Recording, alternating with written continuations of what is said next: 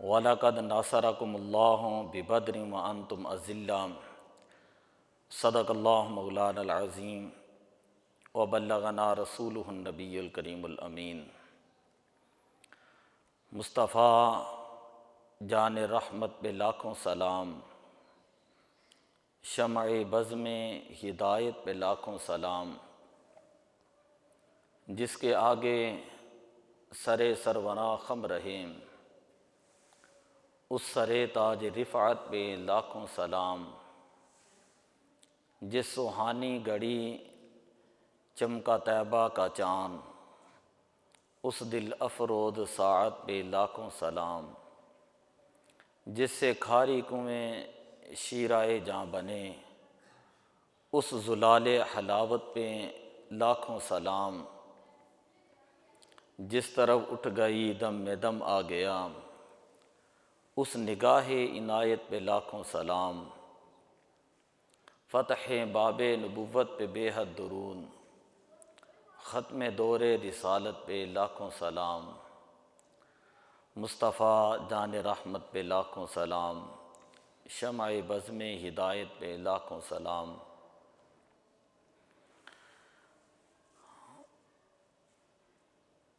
17 رمضان المبارک 2 ہجری کو میدان بدر کے اندر مسلمان اور کفار کے درمیان پہلی جنگ ہوئی، جسے جنگ بدر کہا جاتا ہے۔ اس جنگ کے اندر اللہ تبارک و تعالیٰ نے مسلمانوں کو فتح عطا فرمائی، اور جس جنگ کے اندر مسلمان ایمانی طاقت کے ساتھ لڑے، جس میں مسلمانوں کی تعداد 313 تھی اور کفار کی تعداد 1000 تھی۔ کفار کے پاس 700 اونٹ،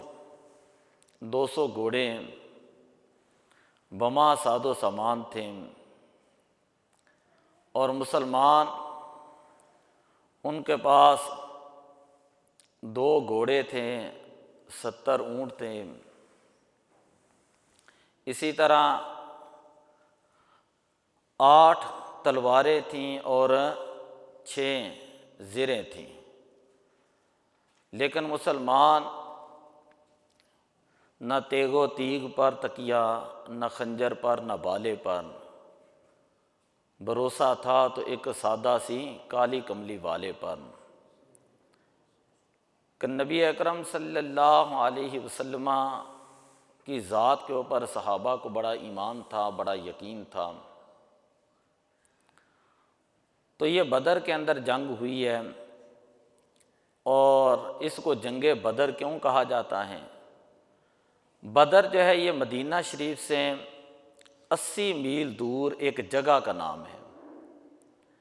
جہاں پر مکہ سے اگر کسی نے شام کی طرف جانا ہوتا تو وہ قافلے بدر کے اندر رکتے تھے، شام سے مدینے میں آنا ہوتا یا مکہ میں جانا ہوتا تو یہ قافلے بدر کے میدان کے اندر رکتے تھے، اس لیے کہ وہاں پر چند ایک کنویں تھے صاف پانی کے، اور جب 14ویں رات کا چاند ہوتا تو ان کنوؤں کے اندر صاف وہ چاند نظر آتا، اور 14ویں رات کے چاند کو بدر کہا جاتا ہے۔ اسی مناسبت سے اس جگہ کو بدر کہا جاتا ہے، اور اس جنگ کا ذکر اللہ تعالیٰ نے قرآن پاک کے اندر ارشاد فرمایا، وَلَقَدْ نَصَرَكُمُ اللَّهُ بِبَدْرٍ وَأَنْتُمْ أَذِلَّةٌ، اللہ تعالیٰ نے تمہیں بدر کے اندر، اللہ تعالیٰ نے تمہاری مدد فرمائی، بظاہر تم اس وقت بے سر و سامان تھے،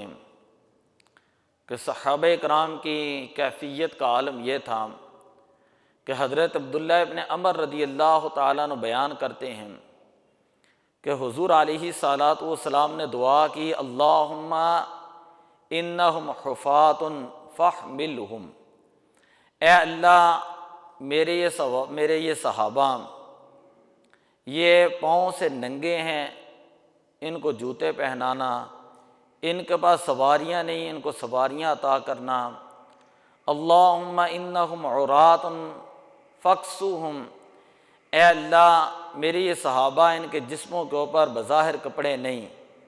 ان کو عمدہ لباس پہنانا۔ اللہم انہم جیاع فاشبعہم، اے اللہ میرے یہ صحابہ ہیں اور یہ بھوک اور پیاس کے عالم میں نکلے ہیں صرف تیرے دین کی خاطر، اور اے اللہ ان کو خوب سیراب کرنا۔ تو پھر روایات میں آتا ہے جب صحابہ بدر سے واپس آئے تو ہر ایک کے پاس 1 یا 2 اونٹ تھے، اور اللہ تعالیٰ نے ان کو خوب جو ہے مال غنیمت عطا فرمایا۔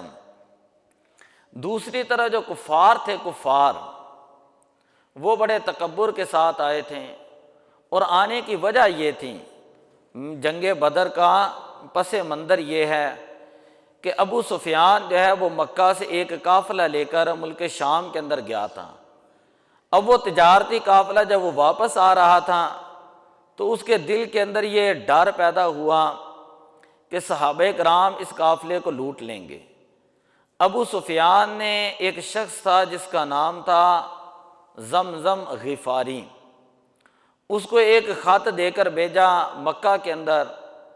اور کہا جا کہ مکے والوں کو کہنا کہ اپنے سامان کی حفاظت کریں، اس لیے کہ ہمارے اوپر صحابہ جو وہ حملہ کرنے والے ہیں۔ ابو جہل جو ہے جب اس نے یہ خط پڑھا تو وہ پہلے ہی اسلام کا دشمن تھا، اور اس سے پہلے نبی پاک صلی اللہ علیہ وسلم کی پھوپھی ہیں ایک حضرت عاتقہ، انہوں نے ایک خواب دیکھا تھا۔ خواب یہ دیکھا تھا کہ ایک شاہ سوار ہے، کبھی وہ جبل ابی قبیس کے اوپر چلا جاتا ہے، کبھی وہ مکے کے بازار کے اندر چلا جاتا ہے، کبھی کسی اور پہاڑی کے اوپر، اور وہ اعلان کرتا ہے کہ اے مکے والوں تم اپنا اپنا بچاؤ کرو، میں ہر گھر کے اندر کوئی نہ کوئی ہلاکت دیکھ رہا ہوں۔ اور حضرت عاتقہ فرماتی ہیں پھر میں نے دیکھا ایک پہاڑی پھٹتی ہے اور اس کا پتھر جو وہ ہر گھر کے اندر ہے وہ گرتا ہے۔ جب میں نے لوگوں کو یہ خواب سنایا تو ابو جہل کہنے لگا پہلے جو ہے انہی خاندان کا بنو ہاشم کے محمد ہیں صلی اللہ علیہ وسلم، انہوں نے یہ کہا کہ میرے اوپر وحی آتی ہیں، اب اسی خاندان کی عورت جو ہے وہ عجیب و غریب خواب جو بیان کر رہی ہیں۔ اس نے کہا ہم اس کو لکھ کر خانہ کعبہ کی دیوار کے ساتھ جو ہے ہم لگا دیں گے کہ بنو ہاشم جو ہیں وہ جھوٹے ہیں، اگر 3 دن تک، ابو جہل کہنے لگا اگر 3 دن تک ہمیں کوئی بری خبر نہ ملی تو ہم جو ہے لکھ کر کعبے کی دیوار کے ساتھ لگا دیں گے کہ بنو ہاشم جو ہے یہ خاندان جھوٹوں کا خاندان ہے۔ تو 3 دن سے پہلے ہی ابو سفیان کا خط جو ہے زمزم غفاری لے کر آیا، اور اس نے آ کر جب خط دیا تو ابو جہل نے دیکھا تو وہ دیکھنے کے ساتھ حیران رہ گیا۔ اس نے لوگوں کو جمع کیا، جمع کرنے کے بعد کہنے لگا جو لوگ یہاں مکہ سے گئے تھے اب وہی لوگ جو ہیں ہمارے اوپر حملہ کرنے لگے ہیں، تم تجارتی قافلہ جو اس کی حفاظت کرو۔ یہ تھا اس جنگ بدر کا پس منظر، اور ابو جہل نے تقریریں کرنے کے بعد 1000 کا لشکر تیار کیا۔ 1000 کا لشکر تیار کر کے وہ بدر کی طرف نکلے، راستے میں ہی ابھی پہنچے تھے تو ابو سفیان نے راستہ بدل لیا تھا، تو اس نے دوبارہ جو ہے ایک شخص کو کہا کہ جا کر ابو سفیان کہنے لگا جا کر ابو جہل کو کہنا کہ ہم باحفاظت جو ہے وہ سامان لے کر مکے میں آ رہے ہیں، لہذا تمہیں آنے کی ضرورت نہیں۔ اب ابو جہل کہنے لگا کہ نہیں، ہم تو ہر صورت میں وہاں پر جائیں گے، اور کہنے لگا واللہ لا نرجع حتی نرید بدرا، ہم واپس نہیں آئیں گے، ہم بدر میں جائیں گے، اور فنقیم فیہ ثلاثا، بدر کے اندر ہم 3 دن اور 3 راتیں ٹھہریں گے، ہم وہاں پر اونٹ ذبح کریں گے، کھانے کھائیں گے، نسک الخمرہ، شرابیں پئیں گے، اور ہمارے پاس جو گانے والی عورتیں ان کے گانے سنیں گے، اور پورے عرب کو پتہ چل جائے گا کہ مکہ سے جو قافلہ نکلا تھا وہ کس شان کے ساتھ نکلا۔ اس طرح پورے عرب کے اوپر ہمارا رعب جو ہے وہ پیدا ہو جائے گا۔ ہم وہاں پر جائیں گے، بدر میں ضرور جائیں گے، اور جا کر مسلمانوں کے ساتھ لڑیں گے، اور ساتھ رسیاں لیں۔ کہنے لگا کہ ہم ان رسیوں کے ساتھ باندھ کر ان لوگوں کو لے کر آئیں گے تاکہ پورے عرب کے اندر ہمارا ایک رعب پیدا ہو جائے۔ البدایہ والنہایہ کے اندر یہ چیزیں موجود ہیں کہ ابو جہل نے یہ سارے کلمات کہیں۔ خیر، جس وقت یہ لوگ بدر کے اندر کفار جو ہے وہ پہنچ گئے، نبی اکرم صلی اللہ علیہ وسلم نے بھی ارادہ کیا بدر کے اندر جانے کا، اور ساری صورتحال صحابہ کو بیان کی، اور صحابہ کرام سے مشورہ کیا کہ اب کیا کرنا چاہیے۔ صحابہ میں سے حضرت ابوبکر صدیق رضی اللہ تعالیٰ عنہ نے مشورہ دیا، حضرت سیدنا عمر فاروق رضی اللہ تعالیٰ عنہ انہوں نے بھی مشورہ دیا، اسی طرح انصار میں سے حضرت سعد بن معاذ رضی اللہ تعالیٰ عنہ نے مشورہ دیا، اور وہ کہنے لگے کہ اللہ کے پیارے نبی، فقد آمنا بکا وصدقناکا، کہ ہم آپ پر ایمان بھی لائے ہیں اور آپ کی تصدیق بھی کی ہے، وشہدنا انما جئت بہ حق، اور ہم گواہی دیتے ہیں کہ آپ جو دین لے کر آئے ہیں وہ دین حق ہے، وَأَعْطَيْنَاكَ عَلَى ذَلِكَ عُهُودَنَا، اور ہم نے آپ کے ساتھ معاہدے بھی کیے ہیں، تو فَمْدِي یا رسول اللہ لما اردت، کہ یا رسول اللہ اگر آپ کا ارادہ چلنے کا ہے تو آپ چلیں، اور اس ذات کی عزت کی قسم ہے کہ یا رسول اللہ اگر آپ ہمیں حکم دیں گے کہ ہم نے سمندروں کے اندر گھوڑے ڈالنے ہیں، لو استعرضت بنا ھذا البحر، اگر آپ سمندروں میں گھوڑے ڈالنے کا حکم دیں گے، لَخُذْنَاهُ مَعَكَ یا رسول اللہ، ہم آپ کے ساتھ جو ہے وہ سمندروں میں گھوڑے ڈال دیں گے، ما تخلف منا واحد، ہم میں سے کوئی پیچھے نہیں ہٹے گا،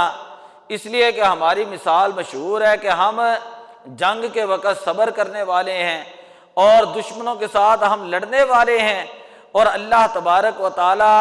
آپ کی آنکھیں جو ہے وہ ہماری لڑائی کی وجہ سے یا ہماری وفاداری کی وجہ سے، ہمارے آپ کے ساتھ چلنے کی وجہ سے اللہ تعالیٰ آپ کی آنکھوں کو ٹھنڈا فرمائے گا۔ نبی اکرم صلی اللہ علیہ وسلم یہ گفتگو سن کر خوش ہو گئے، اور اسی طرح یہ حضرت سعد بن معاذ فرمانے لگے وصل حبل ما شئت، کہ یا رسول اللہ جسے چاہیں آپ عطا فرمائیں، وقطع حبل ما شئت، کہ جس سے چاہیں آپ قطع تعلق اختیار کریں، وخذ من اموالنا ما شئت، ہمارے مالوں سے جتنا چاہے آپ لے لیں، واعطنا ما شئت، اور جسے چاہے آپ عطا فرما دیں، کہ یا رسول اللہ صلی اللہ علیہ وسلم ہم جو آپ کی خدمت میں پیش کریں گے یہ ہمیں زیادہ محبوب ہوگا۔ تو نبی اکرم صلی اللہ علیہ وسلم نے ان کی بات کو سنا اور فرمایا کہ ٹھیک ہے صحابہ، سیروا وابشروا، کہ تم چلو اور میں تمہیں بشارت دیتا ہوں، ان اللہ وعدنی احد الطائفتین، کہ اللہ تعالیٰ نے دو گروہوں میں سے ایک کی فتح کا جو ہے وہ ہم سے وعدہ کیا ہے۔ اللہ تعالیٰ نے مسلمانوں کی فتح کا مجھ سے وعدہ کیا ہے، اور حضور علیہ الصلوۃ والسلام نے فرمایا کہ میں مدینے کے اندر کھڑے ہو کر، مدینہ شریف میں کھڑے ہو کر بدر کے میدان کو دیکھ رہا ہوں، اور میں دیکھ رہا ہوں کہ جس نے جہاں جہاں پر قتل ہو کر گرنا ہے میں ان کے قتل گاہوں کو بھی دیکھ رہا ہوں۔ حضرت مقداد ابن اسود وہ بھی عرض کرنے لگے یا رسول اللہ صلی اللہ علیہ وسلم اگر آپ کا ارادہ چلنے کا ہے تو آپ چلیں، اور ہم آپ کے ساتھ ہیں،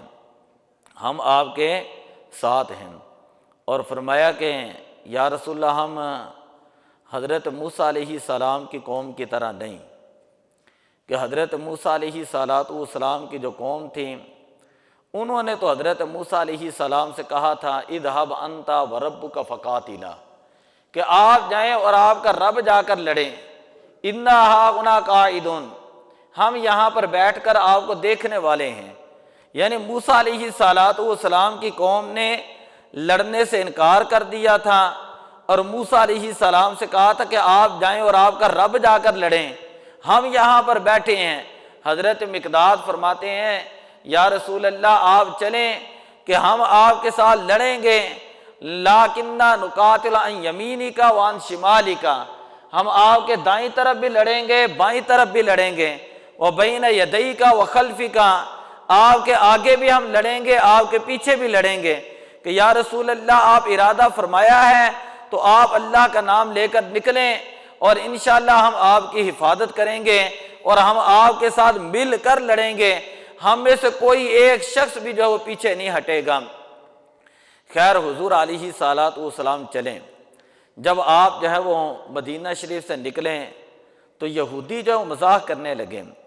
یہودی کہنے لگے کہ یہ مسلمانوں کو کیا ہو چکا ہے، تھوڑے سے مسلمان ہیں اور 313 سارے یہ صحابہ ہیں، ان کے جسموں پر صحیح طرح لباس بھی نہیں، ان کے پاؤں میں جوتے بھی نہیں، ان کے پاس تلواریں بھی صرف 8 ہیں اور 6 ان کے پاس وہ زرے ہیں، 2 ان کے پاس گھوڑے ہیں اور 70 ان کے پاس باقی سواریاں، ایک ایک اونٹ کے اوپر 3 سوار ہو رہے ہیں۔ تو جا کر یہ لڑنے لگے ہیں مکہ والوں سے اور ابو جہل کے لشکر سے۔ وہ مکہ کے سردار آئے ہیں، ان کے اندر عتبہ بھی ہے، ان کے اندر شیبہ بھی ہے، ان کے اندر ولید بھی ہے،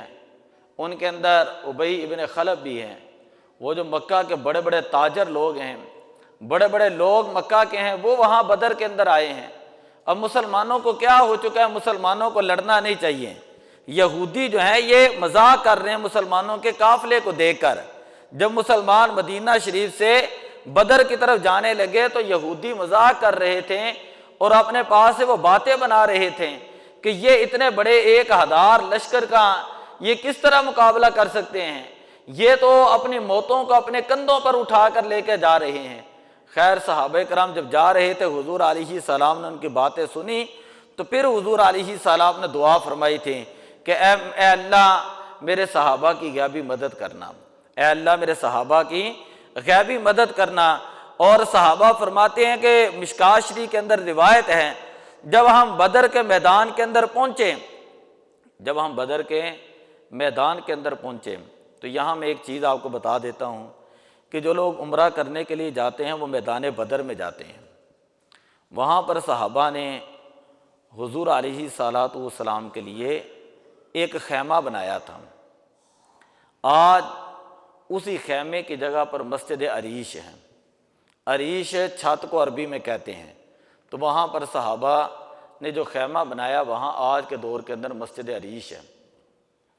اور جو کفار تھے آپ وہاں میدان کے اندر جائیں، سڑک کے اوپر ذرا کھڑے ہوں تو دیکھیں سامنے جو پہاڑی ہے،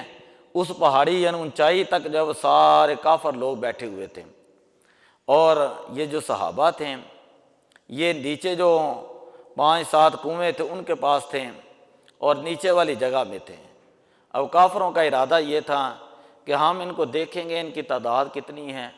ہمیں ان کے ساتھ لڑنے میں آسانی ہوگی، ان کو مارنے میں آسانی ہوگی۔ اور دوسری طرف ایک پہاڑ ہے آج، ریت کا پہاڑ، جسے آج جبل ملائکہ کہتے ہیں۔ جو لوگ حج اور عمرہ کے لیے جاتے ہیں وہ وہاں پہ دیکھتے ہیں جبل ملائکہ۔ یہ پہاڑ پہلے دوسرا پہاڑ تھا عام پہاڑوں کی طرح، جس طرح کے سامنے والا پہاڑ ہے جہاں پر ابو جہل کا لشکر ہے، تو یہ بھی ایسے ہی تھا۔ لیکن اللہ کی قدرت ایسی ہوئی کہ جب صحابہ کرام وہاں پر پہنچے تو اللہ تعالیٰ نے جب فرشتوں کو نازل کیا تو یہ ریت کا پہاڑ ہوا، یہ پہاڑ ریت کے اندر تبدیل ہوا۔ اور ایسی بھی قرآن پاک کے اندر موجود ہیں کہ مسلمان جب مدینے سے آئے تھے پیدل وہاں پر پہنچے تھے، اور مدینے شریف سے آج بھی جب وہاں پہ جاتے ہیں تو کم از کم 2.5 گھنٹے لگ جاتے ہیں، 2-2.5 گھنٹے، یعنی 80 میل کا یہ فاصلہ ہے، تقریباً یہ 200 کلومیٹر سے یہ زیادہ کا یہ فاصلہ آج کے دور کے اندر بن جاتا ہے۔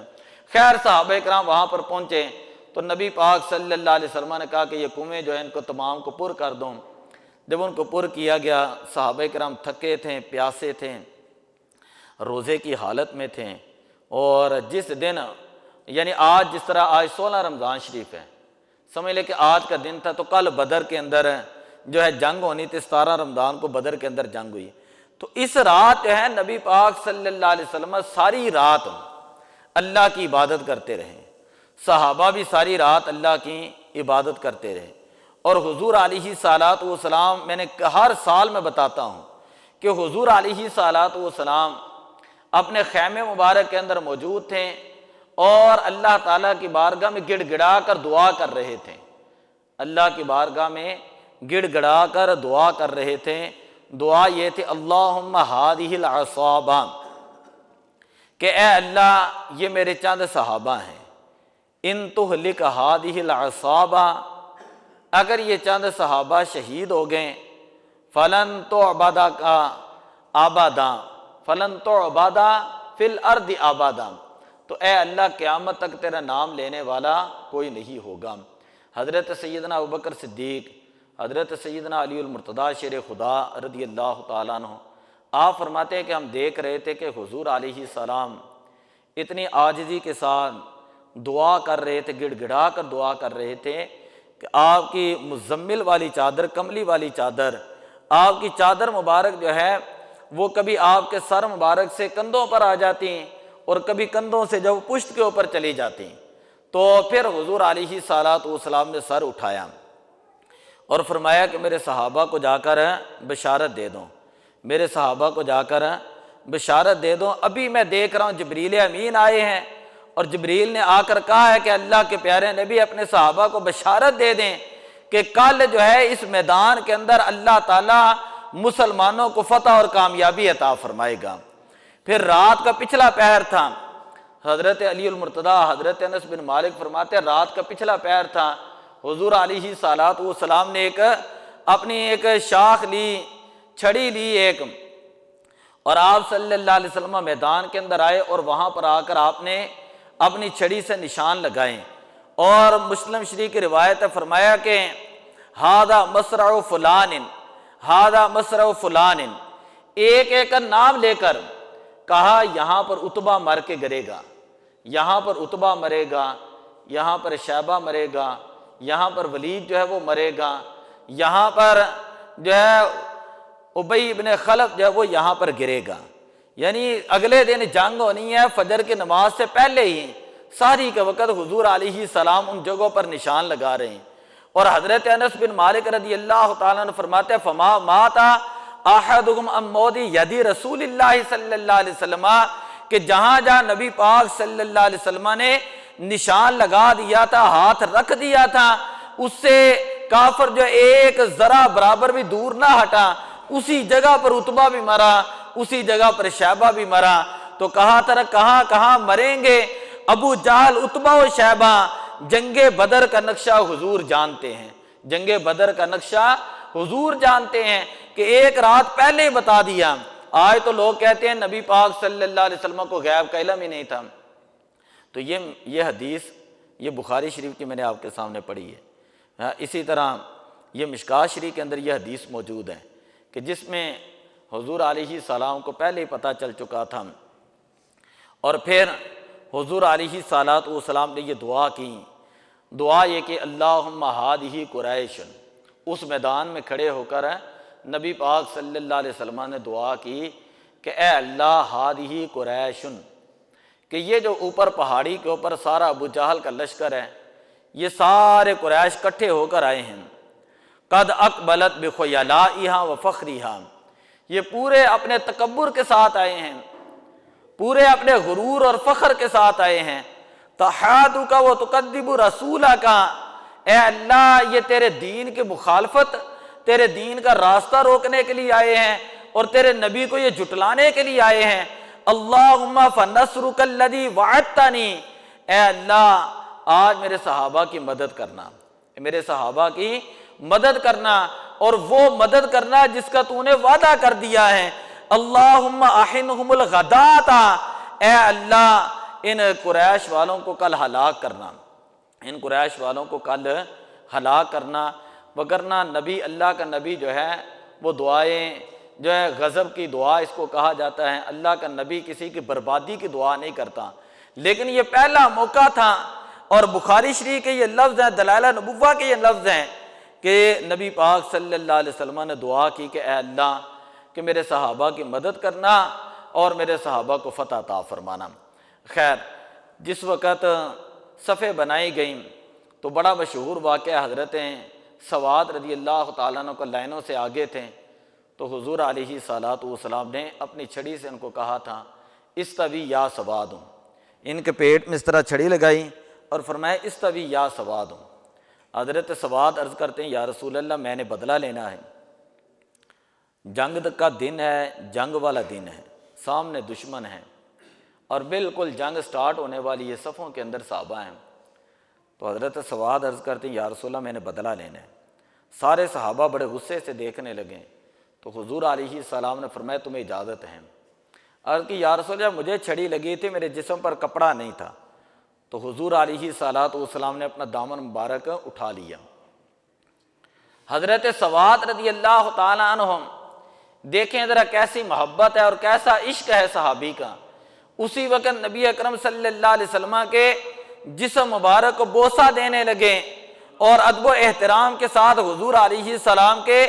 جسم مبارک کے ساتھ چپٹ گئے۔ تو حضور علیہ السلام نے فرمایا سواد تو نے یہ کام کیوں کیا؟ آگے سامنے جنگ ہے، تو یہ کیا کام کر رہا ہے؟ عرض کی یا رسول اللہ سامنے جنگ ہے، پتہ نہیں میری شہادت ہونی ہے کہ نہیں ہونی، لیکن میری خواہش یہ تھی موقع ملا ہے تو میں چاہتا یہ تھا کہ میرا جسم جو ہے وہ آپ کے جسم کے ساتھ ٹچ ہو جائیں، میرا جسم آپ کے جسم مبارک کے ساتھ مل جائیں، مجھے برکت مل جائیں اور اللہ تعالیٰ مجھے شہادت کی موت عطا فرمائے۔ صحابہ کے کیسے جذبے تھے، ٹھیک ہے۔ جب جنگ کا آغاز ہوا، ابتدا ہوئی، تو نبی پاک صلی اللہ علیہ وسلم نے پہلے 3 صحابہ کو بھیجا، ایک کا نام تھا معاذ، ایک کا نام تھا عوف اور ایک کا نام تھا حضرت عبداللہ ابن رواحہ رضی اللہ تعالیٰ عنہ۔ یہ تینوں جب قریش کے مقابلے میں گئے تو انہوں نے کہا کہ ان کا تو ہمارا مقابلہ ہی نہیں بنتا، یہ تو انصار ہیں، ان کا ہمارا مقابلہ نہیں بنتا، یہ کھیتی باڑی کرنے والے لوگ ہیں، یہ غریب اور سادہ سے لوگ ہیں، یہ ہمارا کیسے مقابلہ کریں گے؟ انہوں نے کہا ہمارے مقابلے کے لوگ بھیجو۔ ذرا توجہ سے سننا، کیا کہا؟ ہمارے مقابلے کے لوگ بھیجو۔ پھر نبی پاک صلی اللہ علیہ وسلم نے فرمایا کم یا حمزہ تم، کم یا حمزہ تم۔ حضرت حمزہ رضی اللہ تعالیٰ عنہ کو فرمایا کہ اے حمزہ کھڑے ہو جاؤ اور جا کر عتبہ کے مقابلے میں عتبہ کے مقابلے میں چلے جاؤ۔ فرمایا کم یا علی، اے علی تم کھڑے ہو جاؤ اور جا کر ولید بن مغیرہ جو ہے اس کے سامنے کھڑے ہو جاؤ۔ اور فرمایا کم یا عبیدہ ابن حارث، کہ اے عبیدہ ابن حارث جا کر کھڑے ہو جاؤ اور شیبہ کے مقابلے میں جا کر تم نے مقابلہ کرنا ہے۔ پھر اللہ کی قدرت دیکھیں، حضرت امیر حمزہ رضی اللہ تعالیٰ عنہ جنہیں امیر مدینہ کہا جاتا ہے، وہ حضرت امیر حمزہ رضی اللہ تعالیٰ عنہ نے عتبہ کو قتل کیا، حضرت علی المرتضیٰ شیر خدا رضی اللہ تعالیٰ عنہ نے ولید کو قتل کیا، اور عبیدہ کی جب شیبہ کے ساتھ لڑائی ہوئی تو حضرت عبیدہ جو ان کے پنڈلی کے اوپر زخم آ گیا اور گر گئے، تو اسی وقت حضرت علی اور حضرت امیر حمزہ رضی اللہ تعالیٰ عنہ نے جا کر شیبہ کے اوپر حملہ کیا اور شیبہ کو بھی قتل کر دیا۔ اس کے بعد باقاعدہ جو ہے وہ جنگ ہوئی اور نبی پاک صلی اللہ علیہ وسلم کے صحابہ حضور کی بارگاہ میں آتے تھے، عرض کرتے یا رسول اللہ تلوار دے دیں۔ ذرا توجہ ایمان دیکھیں ذرا، اقبال نے کہا تھا کافر ہے تو شمشیر پہ کرتا ہے بھروسہ، کافر ہے تو شمشیر پہ کرتا۔ میں نے آپ کو شروع میں بتایا تھا نا، 1000 کا لشکر آیا پورے تکبر کے ساتھ، ابو جہل کا لشکر آیا، اور آج دیکھیں امریکہ اور اسرائیل کس طرح پورے تکبر کے ساتھ آئے ہیں۔ کافر ہے تو شمشیر پہ کرتا ہے بھروسہ، مومن ہے تو بے تیغ بھی لڑتا ہے سپاہی۔ صحابہ جب آتے تو حضور علیہ السلام کھجور کی ایک شاخ لے کر صحابہ کو پکڑا دیتے ہیں۔ حضرت عکاشہ رضی اللہ تعالیٰ عنہ کو تلوار یعنی ایک شاخ دی، حضرت عکاشہ رضی اللہ تعالیٰ عنہ فرماتے اللہ کی قسم میں جس کافر کے سامنے جا کر تھوڑا سا اس کو لہراتا تھا اس کی گردن جو وہ گر جاتی تھی۔ میں نے عرض کی یا رسول اللہ اس کے اندر کیا حکمت ہے؟ حضور علیہ السلام نے فرماتے تھے ایک دم، یا حضور علیہ السلام نے فرمایا صحابہ تم دیکھ نہیں رہے کہ اللہ تعالیٰ نے تمہاری مدد کے لیے جس پہاڑ کے اوپر تم تھے، ریت کے پہاڑ کے اوپر، اللہ تعالیٰ نے 1000 ملائکہ کو بھیجا ہے۔ پھر یہ لشکر بڑھتا بڑھتا 5000 تک چلا گیا۔ حضور علیہ السلام نے فرمایا صحابہ جب تم لڑتے ہو ہاتھ تمہارے ہلتے ہیں، اللہ کے فرشتے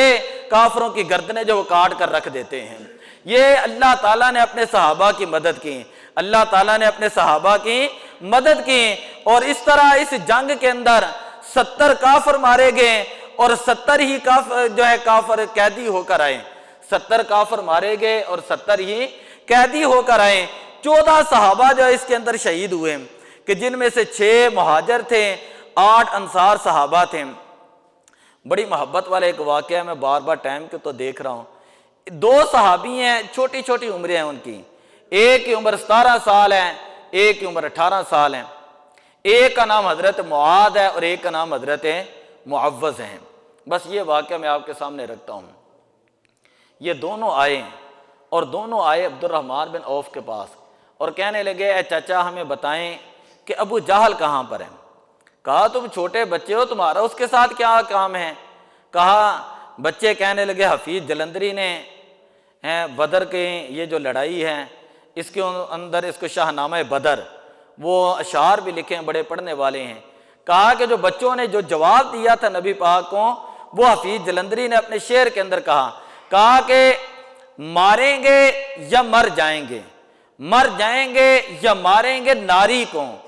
مر جائیں گے یا ماریں گے ناری کو، سنا ہے گالیاں دیتا ہے محبوب باری کو،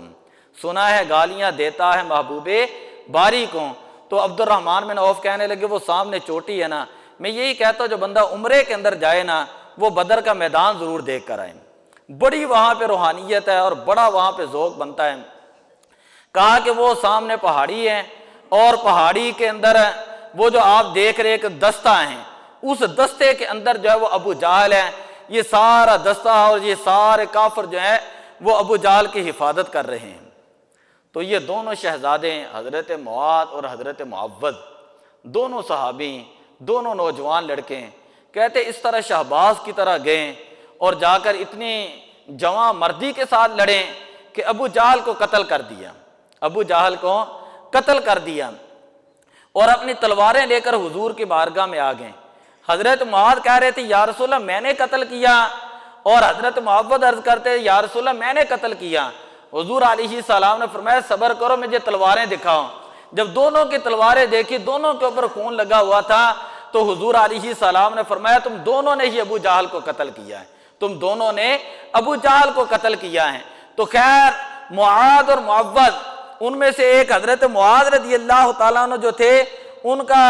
یہ بازو جو ہے یہ کٹ گیا، جنگ کے دوران ہے بازو جو ہے وہ کٹ گیا اور یہ تھوڑا سا جو ہے وہ بازو جسم کے ساتھ لٹک رہا تھا۔ اب انہوں نے کیا کیا کہ اپنے پاؤں کے نیچے رکھ کر اس کو بھی علیحدہ کر دیا۔ بعد میں یہ بازو لا کر حضور کی بارگاہ میں پیش کیا تو حضور علیہ السلام نے اپنا لعاب دہن لگایا تو اللہ تعالیٰ نے ان کو شفا عطا فرما دی۔ اسی طرح حضرت قتادہ رضی اللہ تعالیٰ نے عرض کرتے ہیں یا رسول اللہ وہ میری آنکھ ہے، میری آنکھ جو اس کے اندر زخم آ چکا ہے، یا رسول اللہ ڈیلا باہر نکل گیا ہے۔ حضور علیہ السلام نے اسی طرح ڈیلا پکڑا ان کی جگہ پر رکھا، آنکھ کی جگہ پر اس طرح لعاب دہن لگایا۔ حضرت قتادہ رضی اللہ تعالیٰ نے فرمایا کرتے تھے اللہ کی عزت کی قسم ہے مجھے پتہ ہی نہیں لگا، مجھے پتہ ہی نہیں ہے کہ میری کون سی آنکھ جو وہ زخمی ہوئی تھی، میں جس طرح جو وہ آنکھ نکلنے سے پہلے دیکھتا تھا اسی طرح آنکھ کو دوبارہ لگانے کے بعد بھی اسی طرح میں دیکھتا ہوں۔ یہ نبی پاک صلی اللہ علیہ وسلم کا معجزہ بھی تھا۔ اللہ تعالیٰ نے بدر کے اندر مسلمانوں کو فتح عطا فرمائی اور اس شان کے ساتھ صحابہ جو ہے وہ وہاں پر رہے۔ پھر نبی پاک صلی اللہ علیہ وسلم تھوڑی دیر وہاں پر رہے اور کافروں کی لاشیں ہر طرف پڑی ہوئی تھیں۔ آج جو بندہ بدر کے اندر جائے گا، جو بدر کے اندر واش روم بنے ہیں، جو بدر کے اندر واش روم بنے ہیں، یہاں پر ایک بدبودار کنواں تھا۔ نبی پاک صلی اللہ علیہ وسلم نے صحابہ کو کہا ان تمام کی لاشیں جو ہیں اس کنویں کے اندر ڈال دو۔ اس کے اندر ڈالی گئیں۔ آج تو وہاں پر انہوں نے واش روم بنا دی ہیں اس جگہ پر جہاں پر 70 کافروں کی لاشیں کنویں کے اندر ڈالی گئی تھیں۔ تو جب نبی پاک واپس آنے لگے تو حضور علیہ السلام کنویں کے کنارے پر کھڑے ہوئے اور آپ نے فرمایا کہ اے ابو جہل میں تجھے تبلیغ کرتا تھا اور میں تجھے کہتا تھا کہ بات مان لے، ہیں اتبا تو بات تو نے نہیں مانی، شیبہ تو نے بات نہیں مانی، ہیں ابی بن خلف جو بڑا ظلم کرتا تھا حضرت بلال رضی اللہ تعالیٰ عنہ، تو ان کو قتل کرنے والے بھی حضرت بلال ہی تھے۔ جب یہ پہاڑی پہ چڑھ رہے تھے، حدیث میں آتا ہے حضور علیہ السلام نے فرمایا کہ اے بلال آج امیہ نہیں بچنا چاہیے، جو ہے نا امیہ بن خلف بڑا موٹا آدمی تھا، اس سے پہاڑی پہ چڑھا نہیں جا رہا تھا، تو حضرت بلال رضی اللہ تعالیٰ عنہ نے جا کر پھر اس کو قتل کیا۔ خیر جب کنویں کے پاس کھڑے ہو کر نبی پاک کلام کر رہے تھے تو حضرت عمر فاروق رضی اللہ تعالیٰ نے عرض کی یا رسول اللہ یہ تو مردہ ہیں،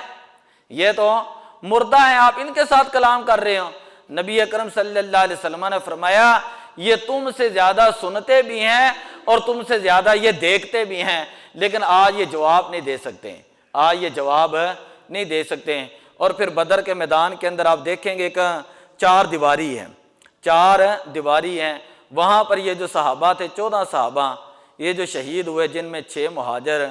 8 انصار صحابہ تھے، ان کو نبی پاک صلی اللہ علیہ وسلم نے وہاں پر پھر ان کی تدفین فرمائی۔ وہ جو 4 دیواری ہیں یہ اصحاب بدر کے مقبرے ہیں، اصحاب بدر کے کیا ہیں؟ مزارات ہیں، ان کے روزے ہیں، ان کی قبریں ہیں، ان کے جو ہے یہ مقبرے ہیں۔ آج جو لوگ بدر کے میدان کے اندر جاتے ہیں وہ ان کے لیے دعا بھی کرتے ہیں۔